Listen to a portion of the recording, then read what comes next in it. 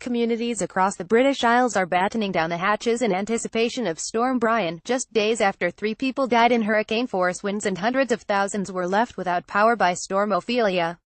The storm, caused by a weather bomb of low pressure in the Atlantic, has already struck the western coast of Ireland with heavy rain and was due to hit western parts of the UK at 4 a.m. on Saturday, as some families begin their half-term holidays.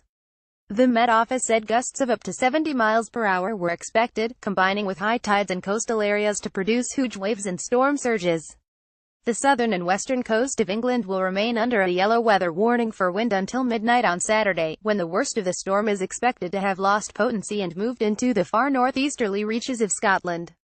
Met Office at Met Office Storm Brian is on its way, affecting parts of the UK on Saturday. Here's the latest on where it is and who will be affected. WeatherAwarePic.Twitter.com Quickle October 20, 2017. A Met Office meteorologist, Craig Snell, said people should beware of venturing outdoors onto coastal walkways over the weekend.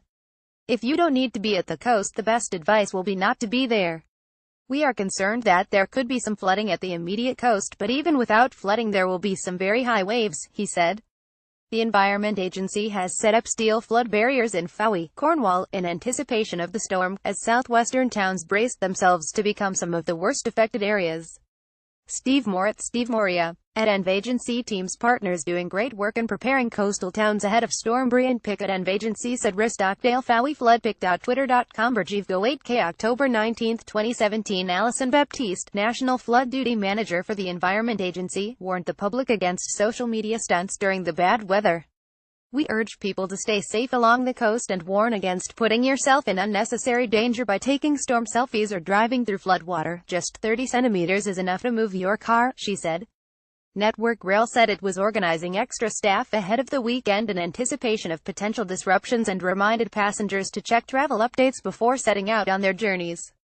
A spokesman for Network Rail said, "We are keeping a close eye on Storm Brian and are doing everything we can to prepare for severe weather.